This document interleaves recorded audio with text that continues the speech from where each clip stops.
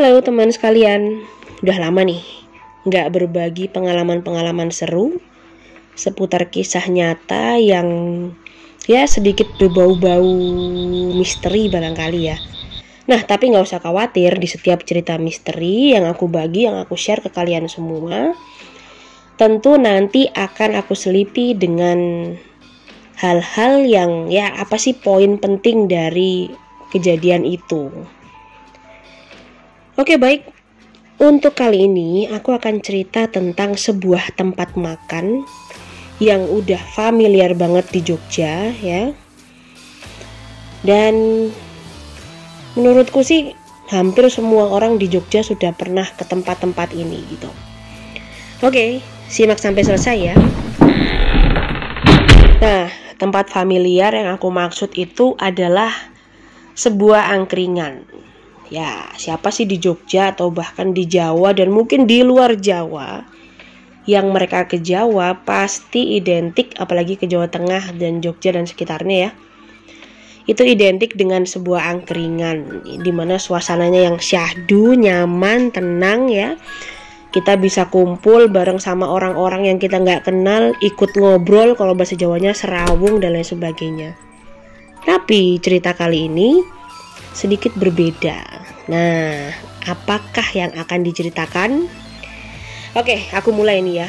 Nah, jadi pada hari itu ya, tepatnya itu malam hari, itu aku sama beberapa temen baru aja pulang dari daerah Parangtritis, Bantul, situlah ya, daerah selatan. Nah, ada nih yang nyeletuk, yuk golek angkringan, yuk cari angkringan. Nah, artinya kira-kira gitu. Ya udah, yuk semuanya sepakat. Akhirnya kita berangkat deh cari angkringan. Nah, ada yang tanya, lah tapi di mana angkringannya? Terus ada lagi yang jawab, udahlah sambil jalan aja, nantilah ketemu sendiri ya. Jadi udah jalan aja, nanti kita pasti nemuin angkringan itu deh. Yang istilahnya kita srek terus kita mampir. Nah oke, singkat cerita akhirnya kita sampai nih di sebuah daerah ya, di sebuah daerah yang aku nggak akan sebut namanya di situ. Itu cukup terkenal ya, sangat terkenal daerah itu karena banyak bangunan-bangunan tua dan sejarahnya memang kental banget di situ. Nah terus temanku bilang nih, tuh ada angkringan, yuk kita mampir aja. Langsung deh kita menepi ke kiri, seret gitu ya, kita parkir. Ngelihat sekilas cukup unik, tapi ya nggak terlalu gimana-gimana karena memang tampilan dari meja makan dan lain sebagainya itu semuanya cukup bersih teman-teman. Selain bersih, rapi banget. Dan emang semuanya itu jadi kelihatan cantik dan enak. Akhirnya kita makan seperti biasa, makan. Terus lama-lama kok aku sadar ya, aduh, tapi ini cuma dalam hati nih ngomongnya. Kok ini ternyata angkringannya tusuk sate ya di sini. Jadi kita bener-bener yang ada di posisi pertigaan jalan habis dari lampu merah, bener-bener di situnya gitu teman-teman. Kali pertama makan semuanya enak, aku bilang semuanya enak ya, emang enak banget rasanya. Nah ya kita makan segala macam. Setelah makan akhirnya kita pisah nih, pulang masing-masing. Aku pulang sama temanku, yang lain pada pulang mencar. Karena emang kebetulan daerah tempat kita tinggal itu nggak bareng semua, jadi nggak sama semua. Nah di jalan, karena kebetulan waktu itu kita naik motor ya, boncengan. Terus aku ngobrol nih sama temenku, sadar nggak tadi tuh kita ada di tempat angkringan itu tuh kita ditusuk sate loh. Si temenku bilang, aku juga ngeh kok bisa ya kita makan ditusuk sate kayak gitu, mana bahaya lagi kan kok dipikir-pikir. Nah tapi ya karena kita masih di jalan ya, jadi sambil lalu aja teman-teman, nggak dipikir banget. Nah besoknya lagi, nggak tahu kenapa rasanya tuh aku pengen banget makan ke situ ya, meskipun sangat jauh ya, karena aku di daerah utara, terus kita yang harus mengarah ke selatan gitu ya. Akhirnya ya aku ngajakin lagi temanku, mau nggak ke angkringan yang kemarin gini. Nah kebetulan yang bisa cuma satu orang aja. Ya udah akhirnya kita berangkat deh tuh. Ya agak bingung juga sih karena aku bukan tipe yang kalau pengen makan tuh ngebet gitu ya, harus pengen ke situ ya harus ke situ, enggak. Cuman ini anehnya pengen banget ke angkringan itu. Nah ya udah makan deh kita di situ. Pas hari kedua kita datang, ini beda sama hari pertama ya teman-teman. Hari pertama tuh cenderung biasa aja, nggak terlalu ramai, nggak terlalu crowded lah. Nah, cuman yang pas di hari kedua ini nggak tahu kenapa kita baru duduk nih, langsung yang datang banyak banget. Siapapun itu kita jadi kayak, aduh, kok orang pada hilir mudik kesana sini, wirawiri udah tahu tempatnya sempit gitu ya dalam hati, tapi ya emang karena ya udahlah daripada nyinggung perasaannya, awalnya mikirnya kayak gitu teman-teman, jadi ngomongin di dalam hati aja. Nah, ini orang nggak duduk-duduk, udah nggak makan, cuman wirawiri ngeliatin makanan, wirawiri gitu doang kan. Nah terus si temanku nih, saking dia juga mungkin kesel juga, akhirnya sambil makan tuh, sambil ngobrol-ngobrol, pas dibuka tuh nasi bungkusnya. Jadi kalau di angkringan tuh identik sama ada namanya nasi kucing, nasi teri, nasi apa segala macam, sampai nasi bakar, nasi pindang dan lain sebagainya. Nah pas dibuka nasinya tuh secara otomatis tiba-tiba tumpah teman-teman. Jadi bener-bener nasi tumpah. Gimana ceritanya nggak ngerti. Di tangan tuh nasinya tumpah, jatuh ke lantai. Nah di situ aku sama temanku lihat-lihatan. Hah, seumur umur ngangkring baru kali ini nasi bener-bener tumpah ke lantai gitu ya. Karena nggak enak juga nih sama si bapaknya, ya udah di akhirnya aku inisiatif aja, Pak boleh minjem sapu sama serok. Waktu itu aku bilangnya kayak gitu ya, tapi dalam bahasa Jawa nih. Terus bapaknya dengan ekspresi yang mukanya dingin aja gitu, nggih gitu, iya gitu ya. Emang bapaknya nggak banyak ngomong sih teman-teman. Ya agak creepy juga gitu ya kalau sendirian, cuman kan ini posisinya rame gitu.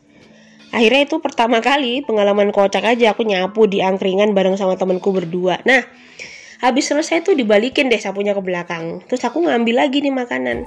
Tadi temanku udah tumpah nasi ya. Terus aku tuh ngambil ada kayak pisang aroma gitu ya. Jadi ada pisang aroma yang dalamnya pisang, kulitnya crispy gitu ya. Terus ada coklatnya gitu di dalam.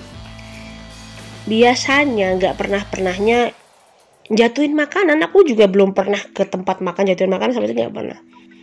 Cuman itu ya bener-bener jatuh aja gitu udah gitu ya. Tapi ya akhirnya aku ambil, terus aku duduk ke tempatku. Ya udah aku mikir aja, ngapain sih ini makanan pakai jatuh-jatuh ya. Nah akhirnya di hari itu kita nggak jadi makan di situ teman-teman, tapi kita bungkus. Pulang dari situ jalan mau ke tempat tinggal kita nih, ngantuk banget sepanjang jalan. Jadi bener-bener ngantuk, mata yang berat banget. Kita ngantuk berdua sampai saling ngingetin gitu. Bentar di lampu hijau lagi, bentar lagi di lampu merah lagi. Yaudah, jadi kita jalan tuh sampai pelan banget. Mungkin orang-orang di belakang kita ngeliatin ini ngapain ya, jalan kok sampai kayak siput. Nah cuman emang bener-bener jadi ngantuk, kayak nggak bisa ada daya upaya lah. Nah cuman kita masih positive thinking, siapa tahu emang karena sering kita kerja seharian juga kita capek ya, akhirnya malamnya ngantuk gitu. Padahal baru jam 9 atau jam 10 lah itu ya, memang belum wajar, belum waktu ngantuknya kita gitu. Habis itu sampai ke tempat tinggal kita masing-masing dah. Nah ya sempatlah kita bahas sedikit, kenapa ya kok bisa sampai nasi jatuh dan sebagainya. Cuman ya udahlah sambil lalu aja. Nah besoknya lagi kok pengen banget kesana lagi, pengen banget kesana ya. Akhirnya kita pergi lagi tuh teman-teman kesana. Kita pergi lagi kesana, sama posisinya. Bahkan ini nggak kalah aneh. Jadi kita tuh kayak ngeliatin orang-orang yang ini ngapa sih orang datang segerombol anak muda gitu ya, tapi mirip-mirip gitulah, segerombol anak muda. Terus dia cuman wirawiri, jadi kayak bingung sendiri gitu mau ngapain, ngeliatin baskom makanan terus lain sebagainya. Bahkan yang paling unik ini yang kita sadar itu ya, jadi kita sadar tuh ada orang yang datang, dia nggak ngomong apa-apa, tahu bapaknya ngasih aja gitu kopi hitam gitu, yang ngasih susu putih. Jadi kita kayak ngeliat, oh mungkin udah langganan lah ya dan lain sebagainya. Dan setiap pulang dari sana mesti di situ tuh kita ngantuk. Tapi anehnya selama kita duduk nih sejak kejadian nasi jatuh, kita baru duduk itu badan udah sakit-sakit kayak dipukulin teman-teman, nggak karu-karuan, sakit banget badan kita. Nah terus dah beberapa hari berlalu ya, terus emang kita jarang jadi emang nggak ke situ lagi gitu ya. Habis itu capek nih kan, habis kerja, ada banyak kerjaan, kebetulan kita juga ada ngetes dan lain sebagainya, jadi emang lembur beberapa hari. Akhirnya kita manggil tukang urut nih teman-teman. Ini memang langgananku sih sebenarnya kalau di Jogja tukang urutnya ya. Jadi kita cerita-cerita gitu, Bu, Ibu tahu nggak angkringan di daerah ini gitu, angkringan yang tusuk sate. Jadi ibunya nih sebenarnya ngomong pakai bahasa Jawa ya teman-teman, tapi aku artiin aja langsung pakai bahasa Indonesia. Wah, kalian kok bisa tahu sampai situ ya, ibunya bilang gitu kan. Terus kita ya sebenarnya kita nggak ada niat sih bu ke situ, orang cuman sambil jalan pulang terus tahu-tahu ke situ. Lah kalian tahu nggak, di situ tuh udah terkenal banget. Ibunya ngomongnya tuh pesugihan atau penglaris dan lain sebagainya ya. Itu tuh pakai iler pocong, ibunya tuh bilang gitu. Kita cuma cengoh aja gitu. Hah, iler pocong gimana bu? Lah itu kalian lihat, masuk aja di dapurnya. Nek memang kalian peka ngerasain kayak gitu, mesti nanti bisa ngeliat pocongnya tuh nyariin talinya, ngiler-ngilerin sampai kemana-mana. Nah itulah yang bikin enak, ibunya bilang gitu. Saya cuma cengoh aja gitu. Hah, astagfirullahaladzim gitu ya.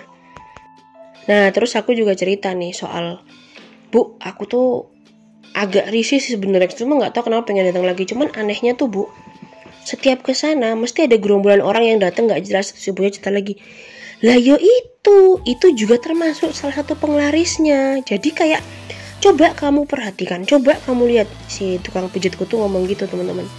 Mereka tuh nggak makan apa-apa, bahkan kalau disuguhi, nek kamu bener-bener merhatiin, nggak ada namanya mereka kok nempelin bibirnya ke gelas sampai airnya habis dan lain sebagainya, itu nggak ada. Jadi air minumnya mereka tuh tiba-tiba habis dan mereka itu nggak makan. Jadi mereka tuh cuman kayak nggawe rame, mereka bikin rame. Dan mereka itu nek mbok perhatiin, kalau kamu perhatiin, mereka tuh sama sekali tidak saling ngobrol dan nggak saling berbicara. Untung loh kamu pulangnya nggak kenapa-napa. Soalnya itu biasa, nek orang gawe sakit badan, gawe ngantuk, pokoknya ya pengennya yang enggak lah, pengennya yang jelek-jelek. Untung kamu nggak apa-apa, makanya rajin-rajin donga, rajin-rajin ingat-ingat leluhurmu. Nah itu si ibu tukang pijit kayak gitu. Terus aku cerita, ya itulah bu, makanya karena di awal emang kita berdoa ya, alhamdulillahnya, maksudnya kita emang masih dilindungin, kita juga ya dimanapun berada istilahnya kita juga saling hormat. Mungkin yang kali kedua kita datang itu bu, nah itu bisa jadi yang kita di sini atau leluhur kita emang dia jagain kita, jadi kayak ditamplek gitu nasinya, karena memang bener-bener di telapak tangan. Apalagi nasi kucing itu kan cuma sebesar telapak tangan teman-teman, paling nggak kan. Nah, itu bener-bener tumpah jatuh, kita sampai heran gimana bisa tumpah gitu. Nah setelah ibunya cerita panjang lebar, akhirnya kita juga saling sharing dan saling berbagi pengalaman ya. Gak ada yang disesali, gak ada juga yang bikin aku jadi kapok ke angkringan, sama sekali gak ada. Cuman intinya ya jadi lebih hati-hati dan kita jadi lebih ngelihat ini sebenarnya yang makan bareng sama kita nih beneran manusia apa bukan. Yang bikin rame banget tempat itu tuh emang bener-bener orang yang makan atau orang yang ngerewangi atau pengerewangan, jadi tempatnya kelihatan rame banget gitu. Nah tapi anyways teman-teman ya, terlepas dari apapun itu ya, mungkin semua orang memang dalam situasi yang sulit, akhirnya mereka ada yang milih jalan pintas, ada yang milih jalan emang yang semestinya, atau dia yang ya udah pasrah. Nah itu semua aku nggak mau ngejudge satu sama lain, itu adalah hak dari dari kalian ya yang memilih mau jalan yang mana, mau ambil yang mana. Nah cuman yang pasti, kalau boleh saran, ketika itu memang membawa keburukan buat orang lain, maka jangan dilakuin deh. Karena aku yakin ya, apapun yang dilakukan, misalnya kayak si pocong tadi itu dan lain sebagainya, ya sebenarnya itu mungkin buah dari perbuatannya dia semasa dia hidup sampai dia bisa begitu. Cuman aku juga nggak ngerti gimana. Nah intinya tempat makan dimanapun itu pasti ada baiknya lah. Nah hanya saja yang perlu kita ingat, tujuan kita makan itu kan sebenarnya bukan hanya untuk menyehatkan perut ya, tapi juga untuk menyehatkan fisik kita dan jasmani kita.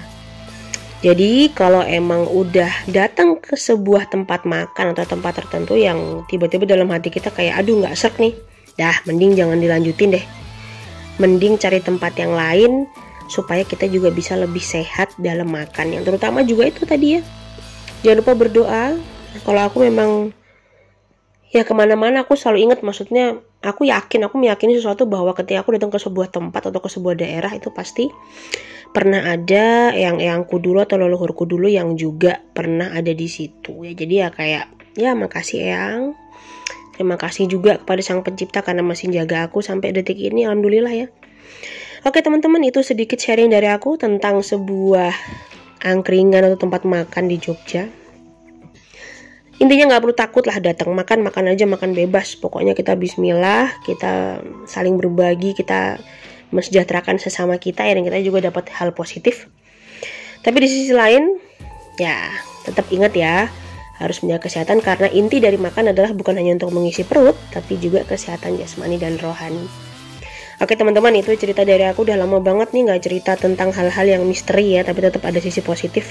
Udah banyak DM yang masuk ke IG aku secara personal, baik juga pesan-pesan masuk melalui WhatsApp. Nah, semoga ini jadi penghibur untuk teman-teman semua dimanapun berada. Oke, sampai ketemu lagi pada cerita-cerita selanjutnya ya. Dadah, selamat beristirahat.